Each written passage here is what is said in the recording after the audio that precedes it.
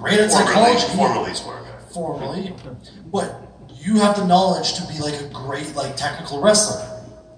But why did you choose hardcore deathmatch? Okay, well that's a bit more specific. I can work with that. Well, I wrestled in Texas for a few years earlier in my career. People think I'm from Texas. I guess that's okay professionally speaking, because I started working in Texas. At that time, the best place to get exposure was NWA show, which was based in Dallas, or Fort Worth. And the best money to be made was in Houston for Texas All-Star. So I was working for both those companies, and then after a couple of years went by, I just felt like, what am I really trying to do to get better? Like, I'm already wrestling consistently on this TV show and making good money down here. Is this all there is, or can I try to do something else with this? Because I never thought I was ever even good enough to have a match. You know, I was in the Army. I was driving 3 hours to Dallas to get beat up every weekend. You know, the Army was paying my bills, but this was, you know, real wrestlers doing real wrestling moves to me in a real wrestling ring, and this is freaky because I was always a fan, you know. And I never thought there'd come a time when they're going to march me out there and put me in a match or something like that, you know. So back then, you tried to mail an 8x10 or a VHS tape to a promoter. That's how you did. Now you can just send them a link. Yeah. You know, but then back then you had like mail stuff to them. Wait for them to get back to you when you got the shot. Well, I had been aware of CCW and IWB in Mid-South. I'd watched their shows because I still liked wrestling back then. Yeah. Not anymore. So I mailed tapes to these companies, CCW and IWA.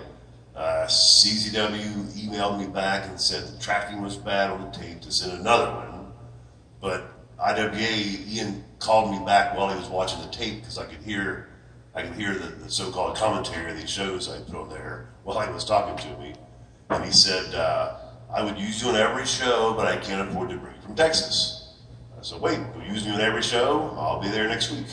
So I just stopped all the Texas stuff and packed my truck and drove to Louisville to stay with him for a little while and work on his shows. He was running like 3 a week then. But when I got there, of course, I was on the bottom, you know, like $40 a night, always losing. Nothing, you know, no one's coming to see you. You're just there to do a job. But I would see the main event guys in IWA were doing all the stuff that I later became famous for. You know, yeah, the crazy nonsense. You know, so and I just thought, well, this is where I am. If I want to elevate myself, you know, in the promotion and go to achieve that main event status, then this is what I need to do. If I'm going to do it, I'm going to try to do it better than everybody else.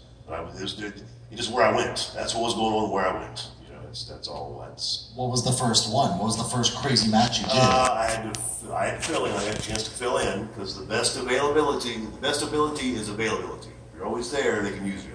Okay. So somebody had canceled to go to Japan or something, and they had a lumberjack light tube match where the other wrestlers will have light tubes. Do it. So I'll do it right here, you know. And so I took my shirt off, and I'll take my shirt off right now. The shirt stayed off for years. So, shirt and the shoes. Yeah, well, the shoes.